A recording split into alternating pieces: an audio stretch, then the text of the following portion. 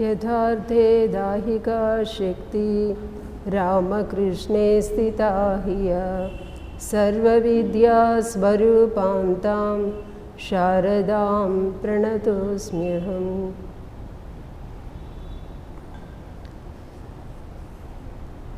మనకి జూన్ 5వ తారీఖున ఫలహారిణి కాళీ పూజ ఉంది. ఆ సందర్భంగా మనం కొంత రామకృష్ణులు అమ్మ జీవితంలో ఫలహారిణి కాళీ పూజ ఘట్టాన్ని అనుధ్యానం చేద్దాము. ఈ ఫలహారిణి కాళీ పూజ ఉద్దేశం ఏంటంటే, ఆ రోజున ఫలాలంటే దేవికి ఫలాలేవో అర్పించడం అని కాదు. మనం సహజం అనుకుంటాము ఈ రోజుని నవరాత్రుల్లో ఒక రోజున గారెలు ఇవ్వాలి, ఒకరోజు పరమాన్నం ఇవ్వాలి అలా అని. అంటే ఫలహారిణి కాళీ పూజ అంటే ఫలాలు ఇవ్వటం అని కాదు, మన కర్మఫలాలన్నింటినీ కూడా దేవికి సమర్పించడం అని. అంటే కర్మఫలాలు శుభకర్మఫలాలు, అశుభ కర్మఫలాలు రెండునమాట. భగవద్గీతలో మనం చెప్పుకున్నాం కదా. అంటే శుభకర్మఫలాలు ఎలా అయితే మనం బంధిస్తాయి, అశుభ కర్మలు కూడా మన బంధిస్తాయి. ఈ రెండింటిని కూడా మనం దేవికి అర్పణ చేయటం వల్ల ఆమె మన కర్మ బంధాలని తెంచివేసి మనకి ముక్తినిస్తుంది అని అర్థం అన్నమాట. అయితే ఈ కాళీ పూజని, ఆ కాళీమాత అంటే మనకి వేదాల్లో కూడా ఈ కాళీ అన్నది కనిపిస్తుంది. ఏంటంటే బ్రహ్మంగా నిర్గుణం అది. దాని ద్వారా మనకి సృష్టి కార్యమంతా జరగదు. ఒక చైతన్య రూపం బ్రహ్మం అనేటప్పటికీ. అయితే ఎప్పుడైతే అది మాయా అనే ఆవరణం తీసుకుందో, ఆ బ్రహ్మ యొక్క శక్తే మాయా ఆవరణం అన్నమాట. దాని ద్వారా ఈ సృష్టి అనేది జరుగుతుంది. బ్రహ్మ శక్తి అభేదమే అవటానికి. అయితే బ్రహ్మ యొక్క శక్తి ద్వారా ఈ మాయ అంతా జరుగుతుంది. ఆ మాయ ప్రభావం వల్లే మనమంతా మోహంలో ఉంటాము. ఎప్పుడైతే ఆ మాయ ప్రభావం పోతుందో మనం మళ్ళీ పరబ్రహ్మాన్ని తెలుసుకోగలుగుతాము. గురుమహారాజ్ గారు అదే చెప్పేవారు అనమాట. పాము దాని తిరియగ్గది అని చెప్పేవారు. పాము చుట్టుకుని పడుకుని ఉందంటే అది దానిలో ఏ విధమైన చలనం లేదు, అది పరబ్రహ్మస్వరూపం కింద. ఎప్పుడైతే అది నడవటం మొదలుపెట్టిందో దాని యొక్క తిరియక్క గతి అంటాం అన్నమాట. ఆ గతిని అంటే ఒక చలనంలోకి వచ్చింది. అది ఎవరు? పాము యొక్క శక్తి. అది అంటే ఒకటే, బ్రహ్మ శక్తి ఒకటే. కాకపోతే ఒకటి పనిచేస్తున్నప్పుడు శక్తి అంటున్నాము, నిష్క్రియగా ఉన్నప్పుడు దాన్ని పరబ్రహ్మని అంటున్నాం అనమాట. ఇదే మనకి కాళికాదేవి చూస్తే, ఫోటో చూసినా, మనం భవతారిణి కాళికామాతను చూసినా మనకి కనిపిస్తుంది. శివుడు పడుకుని ఉన్నాడు, అచేతనంగా ఉన్నట్టు ఉంటుంది. దాని మీద ఉన్న కాళీ మాత్రం చాలా ఉగ్రంగా కనిపిస్తుంది అనమాట. అంటే ఆయన బ్రహ్మస్వరూపము, ఆమె ఆయన యొక్క శక్తి. ఎందుకని ఈ రెండు కూడా అభేదం అని చెప్తారు. మనం ఇప్పుడు చెప్పుకున్న శ్లోకంలో కూడా యథార్థే దాహికా శక్తి, అగ్నిలో ఉన్న దాహికా శక్తి ఎలాంటిదో అలాగే శ్రీరామకృష్ణుని యొక్క శక్తి శారదామాత, ఆమె కూడా అభేదము. ఇది కూడా ఎలాగో చూద్దాం మనం. అయితే ఇక మనకి ఈ కాళీ అన్నదాన్ని మనకి దేవీ మహాత్మ్యంలో కూడా వస్తుంది. దేవీ మహాత్మ్యంలో 3 భాగాలుగా చేశారు దాన్ని. ప్రథమ చరిత్రం, మధ్యమ చరిత్రం, ఉత్తర చరిత్రం అని. ప్రథమ చరిత్రంలో అధిష్టాన దేవత మహాకాళి అని చెప్పుకుంటాం అనమాట. అయితే ఆ మహాకాళి రూపం అక్కడ 10 చేతులతోటి 10 తలలతోటి ఉన్నటువంటి రూపం. అక్కడ ఆమె పని ఏమిటంటే, మనకు తెలుసు విష్ణువు నిద్రలో ఉన్నాడు. అప్పుడు ఆయన చెవు గులిమిలోంచి 2 రాక్షసులు పుట్టుకొచ్చారు, మధుకైటబులైన రాక్షసులు. వాళ్ళిద్దరూ బ్రహ్మ నుంచి వచ్చినటువంటి, విష్ణువు నుంచి నాభి నుంచి వచ్చినటువంటి బ్రహ్మ, ఇంకా సృష్టి జరగలేదు, ఈయన యోగ నిద్రలో ఉన్నారు విష్ణువు. ఈ బ్రహ్మను, వాళ్ళు పుట్టిందే తడు ఎదురుకుండా కనిపించిన బ్రహ్మని చంపడానికి వెళ్తారు. అప్పుడు చూసి బ్రహ్మ ఏం చేస్తాడంటే, విష్ణువు నిద్రపోతూ ఉన్నాడని ఆయన నిద్ర నుంచి మేలుకొల్పడానికి ఆ నిద్రాశక్తి అయినటువంటి యోగమాయని ప్రార్థిస్తారన్నమాట.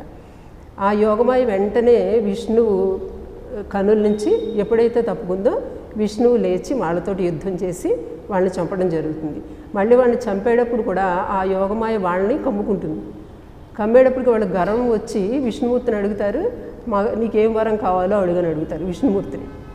విష్ణువు అంటాడు, నాకేం వరమక్కలేదు, మీరు నా చేతిలో చనిపోతే చాలు అని చెప్తాడనమాట.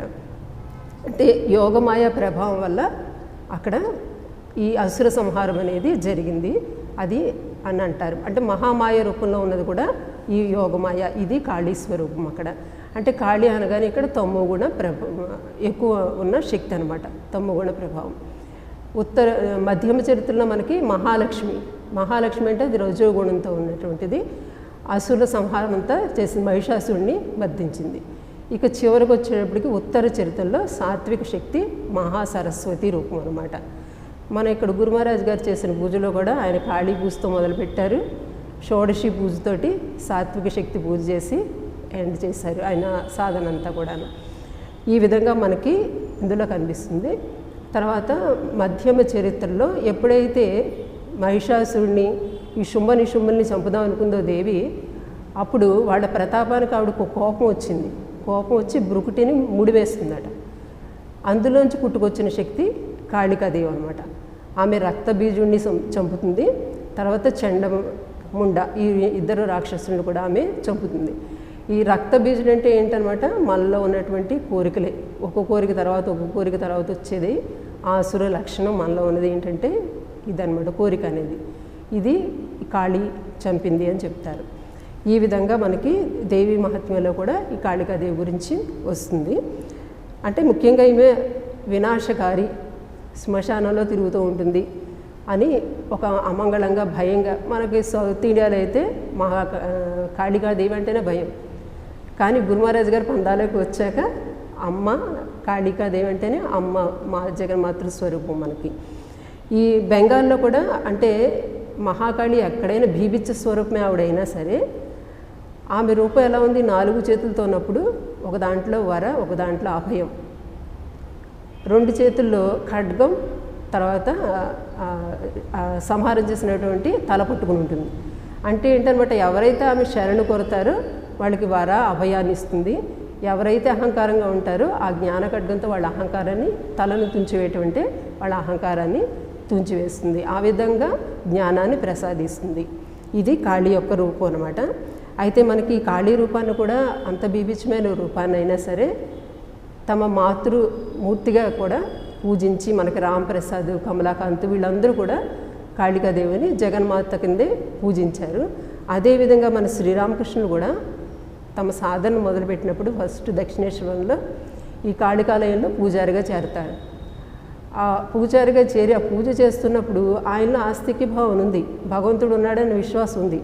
అయితే భగవంతుడు ఉంటే నాకు ఎందుకు కనిపించడు, ఈ వ్యాకులత ఆయనకి ఎక్కువ అవుతుందన్నమాట. ఈ ఎక్కువయ్యే కొద్దీ ఆ వ్యాకులతలో అమ్మని పగలు రాత్రి కూడా నాకు కనిపించు అని ప్రార్థన చేస్తారు.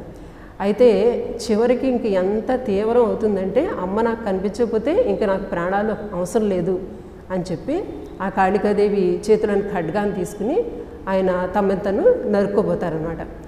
అప్పుడు వెంటనే దేవి ప్రత్యక్షం అవుతుంది. అయితే ఒక్కసారి దేవి కనిపించింది, ఇంకా తర్వాత మళ్ళీ కనిపించట్లేదు. ఆయన వ్యాకులత ఇంకా పెరిగిందనమాట. ఇంకా నేను అమ్మని చూడాలని వ్యాకులత పెరిగింది.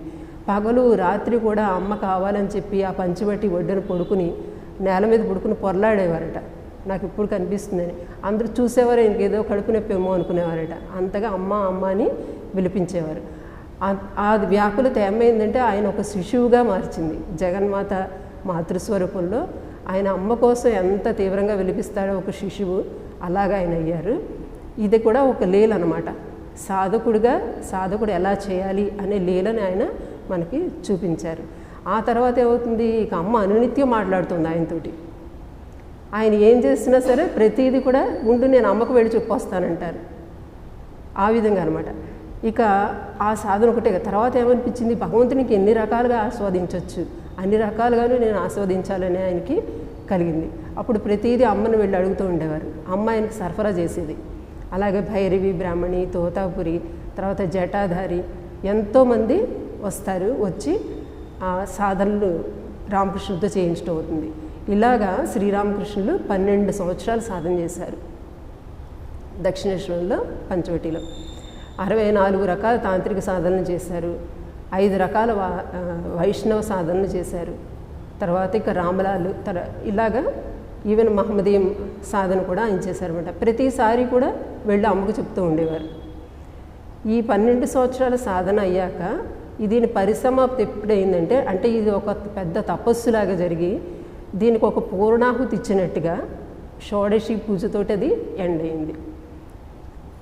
పలహారిణి కాళీ పూజ రోజుని అప్పుడు గురు మహారాజ్ ఏం చేస్తారంటే, శారద ఆయన గదిలో పూజకి ఏర్పాట్లు అవన్నీ చేయమంటారు. అయితే అక్కడ ఉన్నవాళ్ళు అనుకుంటారు, ఈయన ఎప్పుడు ఏదో ఒక సాధన చేస్తూనే ఉంటాడు కదా, అలాగే ఏదో ఏర్పాట్లు అడుగుతున్నారులే అని అనుకుని హృదయ కొంచెం ఏర్పాట్లు అవి చేసి తను కాళికాలయంలో పూజకి వెళ్ళిపోతారు. ఇక్కడ తర్వాత ఇంకొక పూజారి వచ్చి దీను అని ఆయన మిగిలిన ఏర్పాట్లన్నిటికీ సహాయం చేస్తారు. రాత్రి 9 గంటలు అవుతుంది. ఆ టైంకి మొత్తం పూజ ఏర్పాట్లన్నీ ముగిసి వాళ్ళు తలుపులు వేసి వెళ్ళిపోతారు. ఆయన ఏదో సాధన చేసుకుంటారులే అనుకుంటారు. ఈయన అమ్మకి కబురు పెడతారు, శారదామ్మకి. అప్పుడు 18 సంవత్సరాలు శారదామ్మకి. ఆమె గదిలోకి వచ్చి చూస్తుంది, అక్కడ చక్కగా అన్ని పూజ ఏర్పాట్లు ఉన్నాయి. అమ్మ దేవిని కూర్చోపెట్టడానికి సింహాసనం ఉంది, పసుపు కుంకాలన్నిటితోటి చక్కగా అలంకరించబడి ఉంది. అది చూడగానే ఆమెకు ఒక దివ్య భావం కలిగిందనమాట. అంతా గమనిస్తుంది. ఈలోపు కావాల్సిందంతా ఆయన ఆచారాలు క్రమాలు అంతా ఆయన చేసుకుంటున్నారు. ఎప్పుడైతే శారదమ్మతో వచ్చి నిలబడారో ఆయన సైగ చేశారని వెళ్ళి ఆసనం మీద కూర్చోని. అమ్మ ఒక్కసారి కూడా అడగలేదు, ఇదేంటిది నన్ను పూజాసనం మీద కూర్చోమంటున్నారేంటి, లేకపోతే నేను ఆయనకి శిష్యురాలు లాంటి దాన్ని నాకు పూజ చేయటం ఏంటి అని ఏమనుకోలే. ఆమె ఆల్రెడీ ఎప్పుడైతే ఆ పూజ ఏర్పాట్లు అవన్నీ చూసారో అలాంటి ఒక మంచి రోజు వెంటనే ఆవిడకి ఆ దివ్య భావం కలిగిందనమాట. వెళ్ళి పూజాసనం మీద కూర్చున్నారు. కూర్చుంటే అప్పుడు గురు మహారాజ్ గారు ఆమెకి పాదాలకి పారాయణ పెట్టి, మా తర్వాత పాపిట్లో బుట్ట అది పెట్టి కొత్త వస్త్రం కప్పి మాల వేసి ఆమెని పూజించారనమాట. ఏ రూపంలో పూజించారు? షోడశి రూపం. మొత్తం దేవీ రూపాలన్నింటిలో కూడా చాలా అందమైన రూపం షోడశి రూపం అనమాట. షోడశి రూపాన్ని కనుక పూజించి ప్రసన్నం చేసుకుంటే ఇక వాళ్ళకి కామవాసన అనేది ఉండదు అని చెప్తారు తంత్రశాస్త్రాల్లో. అలాగే ఈ షోడశిని మనం ఏమంటామంటే దక్షిణ భారతదేశంలో త్రిపుర సుందరి, తర్వాత రాజరాజేశ్వరి అని అంటారనమాట. ఈ రూపంగా ఎందుకు పూజించి ఉండొచ్చు అంటే ఒక కారణం అవ్వచ్చు.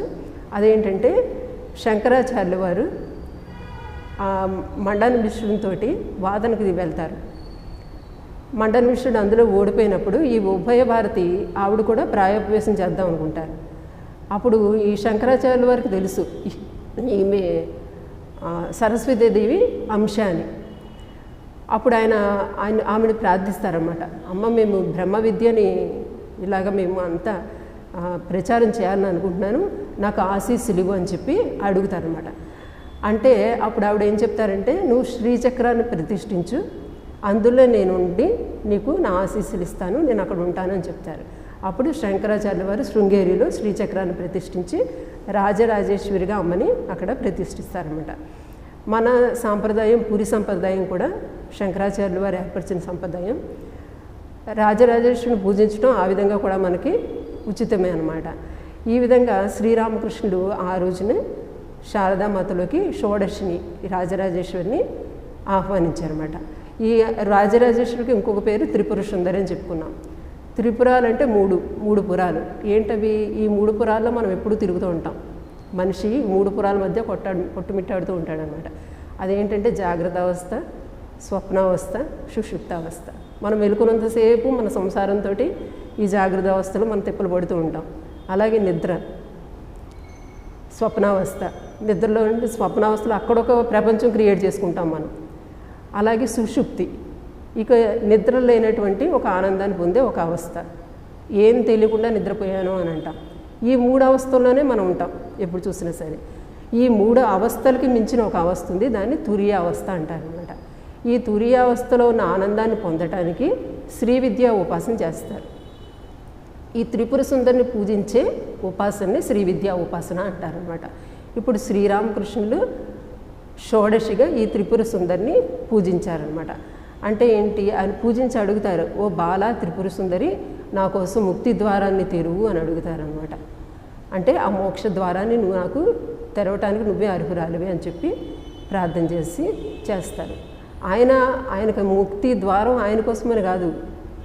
అంటే ఏంటనమాట, ఆ విధంగా శారదానంద మహారాజ్ ఒకసారి అంటారు, శ్రీరామకృష్ణులు ఈసారి వచ్చి కాళికాదేవిని అలా పూజించి బ్రహ్మకుండలిని మేలుకొల్పారు అని. కుండలిని శక్తి జాగృతం అయితేనే ఆధ్యాత్మికంగా ముందుకి వెళ్ళటం అనేది జరుగుతుందన్నమాట. ఈసారి వచ్చి బ్రహ్మకుండలిని మేలుకొల్పారంటే ఏంటి, అందరిలోనూ జాగృతం చేశారనమాట. ఎవరు ప్రయత్నిస్తారో వాళ్ళు ముందుకు వెళ్తారు అని చెప్తారనమాట. ఈ విధంగా ఆయన శారదామాతలో జాగృతం అవ్వమని చెప్పి ముక్తి ప్రసాదించమని కోరారు.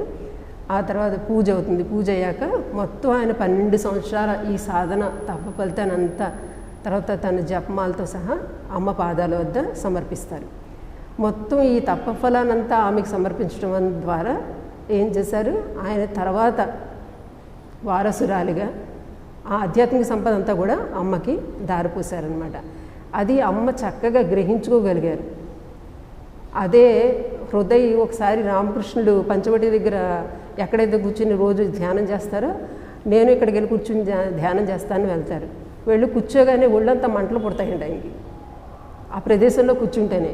మరి అలాంటిది ఈయన 12 సంవత్సరాల తపఫలితాన్ని అమ్మకి దారిపోసారంటే ఆమెలో ఏ విధమైనటువంటి ఇది చలనం లేదనమాట, ఏమి కూడా అంత చక్కగా గ్రహించారనమాట ఆవిడ. ఆ గ్రహించడమే కాదు, దాన్ని అదుపు పెట్టి ఉంచుకొని దాన్ని ఒక ఛానలైజ్ చేసినట్టుగా మనకిప్పటికీ కూడా ఆమె అందిస్తున్నారు. ఈ విధంగా అక్కడ జరిగింది. అయితే పూజ అంతా సమాప్తమైంది. పూజ 16 షోడశోపచార విధాలతోటి పూజించడం జరిగింది. పూజ అయ్యాక నైవేద్యం పెట్టేటప్పటికి అమ్మ సమాధిలోకి వెళ్ళిపోయారు, ఆయన కూడా సమాధిలోకి వెళ్ళిపోయారు. ఇక్కడ ఇద్దరు కూడా సమాధి అవస్థలో ఒక దివ్యానందంలో ఉండిపోయారు. అంటే వాళ్ళు ఏ స్వరూపంలో ఉన్నారు, ఒక చైతన్య స్వరూపంలోకి వెళ్ళిపోయారు. ఇద్దరు ఉన్నది ఆ ఒకే చైతన్యం అయిపోయింది. అక్కడ ఒక భేదం లేదంటే ఇది రామకృష్ణుడు ఇక్కడ శారదాదేవి అన్న ఒక భేదమే లేకుండా పోయి ఇద్దరు ఒకే శక్తి అయ్యారన్నమాట. ఇదే తంత్రశాస్త్రాలలో చెప్తారు. త్రిపుర సుందరీదేవి పూజ ఎప్పుడు పరిపూర్ణమవుతుందంటే ఆమెను శివుడితో కలిపి ఉన్న శక్తిగానే పూజించాలట. అలా పూజించినప్పుడే ఆ పూజ పరిపూర్ణమవుతుంది అని చెప్తారు. ఈ విధంగా రామకృష్ణులు శారదాదేవి ఒకే దివ్య ఆత్మానుభూతిని పొందటంతో ఆ పూజ పరిసమాప్తమైందని కూడా మనం చెప్పుకోవచ్చు అనమాట.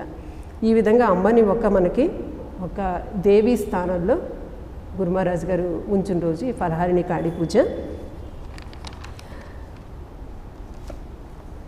అయితే ఇక్కడ శారదాదేవి కూడా మహాసాత్విక శక్తి. మన దేవీ మహత్యంలో చివరికి ఎలా అయితే చెప్పుకున్నామో మహాసరస్వతి రూపమే. శుంభనిశుంభుల వధ అంతా అయ్యేటప్పటికి దేవీ మహాత్మ్యంలో ఇక్కడ రామకృష్ణుడు కూడా చెప్పేవారు అనమాట. శారదాదేవి అంటే సరస్వతి జ్ఞానదాయిని, ఆమె జ్ఞానాన్ని ఇవ్వటానికే వచ్చింది అని చెప్తారు. అయితే రూపాన్ని దాచి వచ్చింది అని చెప్తారు. మనకి ఏ విధంగా అయితే ఆయన ప్రార్థించారు ముక్తి ద్వారాన్ని తెరవమని, అమ్మను కూడా ఆ విధంగా జ్ఞానాన్ని ఇమ్మని ప్రార్థిస్తే అమ్మే మనకి ముక్తి ద్వారాన్ని తెరుస్తుంది అనమాట. తర్వాత ఈ దేవి ఏర్పడినప్పుడు వాళ్ళు ఏం చేశారు, ఈ రాక్షసుల బారిని తప్పించుకోవటానికి దేవతలందరూ ఏకమయ్యి వాళ్ళందరి తేజస్సుల్ని కలిపేటప్పటికి అది భూమిని ఆకాశాన్ని కలిపేటటువంటి అంత ఒక పెద్ద తేజస్సుగా అయిందట. ఆ తేజస్సులోంచి ఒక దేవీ రూపం వచ్చింది. సకల దేవీ దేవతల తేజస్సు అంతా కూడా దేవి అనమాట. మనం దేవి మహాత్మ్యంలో చెప్పుకునే ఆ చండీదేవి లేదా దుర్గాదేవి. అలాగే ఇక్కడ శ్రీరామకృష్ణుడు కూడా 12 సంవత్సరాలు తమ తపస్సు ఫలితంలో అందరి దేవతల యొక్క సాధన చేశారు. ఆ సాధన యొక్క శక్తిని అంతా కూడా ఇప్పుడు శారదాదేవిలోకి ఇచ్చారనమాట. అంటే ఆయన సర్వదేవీ స్వరూపులు సమస్త సాధనలు చేశారు. ఆ శక్తి అంతా కూడా శారదాదేవిలో ఉంది. అక్కడ మనకి దేవి మహత్యంలో ఎలా దేవి అయితే ఏర్పడిందో ఇక్కడ శారదామాత కూడా మనకు అలాగా లభించిందని మనం అనుకోవచ్చు అనమాట. ఈ విధంగాను అంటే ఇప్పుడు కలియుగంలో మనలోని రాక్షసులు ఏమున్నాయంటే అప్పుడు దేవి మధుకైటబుల్ని ధ్వంసం చేసిందని చెప్పుకున్నాం. మధుకైటబులు అంటే వాళ్ళు ఎవరు, మధు అంటే ఇప్పుడు మత్తిళ్ళు ఉంటాం అనమాట. ఈ సంసారంలోనే మత్తిళ్ళు ఉండటం, దాన్ని మధు అనే రాక్షసుడికి ఉదాహరణగా చెప్పుకుంటాం. అలా కైటబుడు అంటే కీటక స్వభావం, ఎప్పుడు కూడా దేనో దాన్ని చేస్తూ ఉంటాం అనమాట. ఈ 2 స్వభావాలు ఉన్న వాళ్ళందరూ కూడా ఈ సంసారంలో మనం మత్తిలు ఇదే అనుకుంటాం. రామకృష్ణ చెప్తారు కదా, ఒక 3 చేపలు ఉన్నాయి, వల వేశాడు జాలర్వాడు. ఎవరైతే వెంటనే అలర్ట్గా ఉందో ఆ చేప ముందే వెళ్ళిపోయింది అలికిడి విని. రెండో చేప ఏం చేసింది, సరిగ్గా వల వేసే ముందు తప్పించుకుంది. మూడో చేప ఏం చేసింది, ఆ వలను పట్టుకుని ఇంకా చాలా బాగున్నాను అనుకుని ఆ బురదలోనే కురిపోయి ఇంకా వాళ్ళని కురుక్కుని కూర్చుని ఉందట. అలాంటి వాళ్ళకి ముక్తి అనేది ఉండదు అని చెప్తారన్నమాట. అంటే ఈ మధుకైటకుల స్వభావం అలాంటిదనమాట. ఈ సంసారమే చాలా బాగుందని ఇందులోనే మత్తిని మనం ఉంటాము. ఇలాంటిది మధుకైటకుల సంహారం. ఇలాంటి వాడిని సంహారం చేసింది అమ్మ. తర్వాత ఏంటంటే ఇంకా అహంకారం. మహిషాసురుడు అంటే చాలా నాకు లేని శక్తి లేదు అన్న ఒక అహంకారం అన్నమాట. ఇక్కడ అమ్మ అది కూడా వినాశనం చేసింది. తర్వాత శుంభనిశుంభులు వచ్చేటప్పటికి బెస్ట్ ఉన్నదంతా నాకే కావాలి, నేనే ప్రభువుని మొత్తానికి అనేది శుంభనిశుంభులు అనమాట. అమ్మ చివరికి ఏం చేసింది, మొత్తం అందరు రాక్షసుల్ని చంపింది. ఇంకా చివరికి వీళ్ళు మిగిలినవాడు ఇప్పుడు ఈ నిశుంభుడు అప్పుడు అంటాడు, అంతమంది దేవీ దేవతలు అందరూ నీకు హెల్ప్ చేస్తున్నారు, నాకు హెల్ప్ చేసేవాళ్ళు ఎవరు లేరంటారు. అంటే అప్పుడు అమ్మ అంటుంది ఆ శక్తులందరినీ తనలోకి లాగేసుకుంటుంది. ఇప్పుడు నేను ఒక్కదాన్నే ఉన్నాను, రా నువ్వు అని చెప్తుంది అనమాట. అప్పుడు అతన్ని సంహరిస్తుంది, కాళ్ళ కింద పడేస్తుంది అనమాట. అంటే ఏంటనమాట, అహంకారానికి అప్పుడు నిర్మూలనమైంది. దాంతో వాడికి జ్ఞానం కలుగుతుంది అనమాట. ఈ విధంగా మనలో కూడా ఇవన్నీ ఉంటాయన్నమాట. ఇప్పుడు ప్రస్తుత కలియుగంలో మనలో ఉన్న ఈ రాక్షసులు ఎవరంటే ఈ అహంకారం, అంతా నేను నాదే అని అనుకోవటం, ఈ కామం, క్రోధం, ఇవన్నీ అనమాట. అయితే ఇప్పుడు శారదామాత మనకి ఎలా చూపించారు, ఆమెలో ఉన్నటువంటి పవిత్రత, వైరాగ్యం ద్వారా అంతా నాకే కావాలనుకోవటం అనేది లేదు, ఆమెలోని వైరాగ్యము. తర్వాత ఇవన్నీ కూడా ఇక ఒక దేవిగా ఒక పవిత్రత, కామం అనేది లేదు. ఒక కామం కానీ క్రోధం కానీ అంతా నాకే కావాలనుకుంటే ఇవేమి మనకు పరిపూర్ణమైనటువంటి వైరాగ్యం, పరిపూర్ణమైనటువంటి కామజయం, ఇవన్నీ కూడా మనం శారదామాతలో చూస్తాం అన్నమాట. ఎవరైతే ఆమెను ప్రార్థిస్తారో అవన్నీ కూడా మనకి కలుగుతాయి. అంటే ఈ దేవి మహాత్మ్య పఠనం వినటం వల్ల అక్కడ మనకి ఏం జరిగింది, ఈ శురధుడు అనే వైశ్యుడికి బ్రహ్మజ్ఞానం కలిగింది అని చెప్పారు. ఇక్కడ మనకు కూడా అలాగే అనిపిస్తుంది. ఈ ఫలహారిణి కాళీ పూజ ఘట్టంగా మనం చదువుకుంటే నిజంగా రామకృష్ణులు, ఆ శారదాదేవి, ఆ తత్వాన్ని మనం అర్థం చేసుకున్నామంటే మనకు కూడా ఆత్మజ్ఞానం లభిస్తుంది. ఎందుకంటే ముక్తి ద్వారాన్ని తెరిచేది ఆమె. మనలోని ఈ శక్తులన్నిటి, ఈ చెడు రాక్షసులు ఎవరైతే ఉన్నారో వీళ్ళందరినీ కూడా సంహరించే శక్తి కూడా ఆమె అని చెప్పి అనిపిస్తుంది. అలాగే దీని ద్వారా బ్రహ్మకుండను కూడా రామకృష్ణులు మేలుకొలిపారు. ఎవరైతే సాధన చేసుకుంటారో చాలా త్వరితగతిలో ముందుకు వెళ్తారనమాట. అంటే ఈ దేవి మహాత్మ్యం ఎంత గొప్ప ఫలితం ఉందో మనకి ఈ షోడశి పూజ, ఈ ఘటన మనం చదువుకుని దాని మీద అనుధ్యానం చేసినా కూడా మనకు అంత ఫలితం ఉంటుందని అనిపిస్తుంది అన్నమాట. అమ్మ కరుణతో ఆమె ఏ ఆదర్శాన్ని చూపించాలని వచ్చిందో అది కూడా మనలో కూడా అది ప్రతిఫలం అవ్వాలని చెప్పి ప్రార్థిద్దాం. ఓం అసతో మా సద్గమయ తమసో మా జ్యోతిర్గమయ మృత్యోర్మా అమృతంగమయ. ఓం శాంతి శాంతి శాంతి. హరి ఓం తత్సత్. శ్రీరామకృష్ణార్పణమస్తు.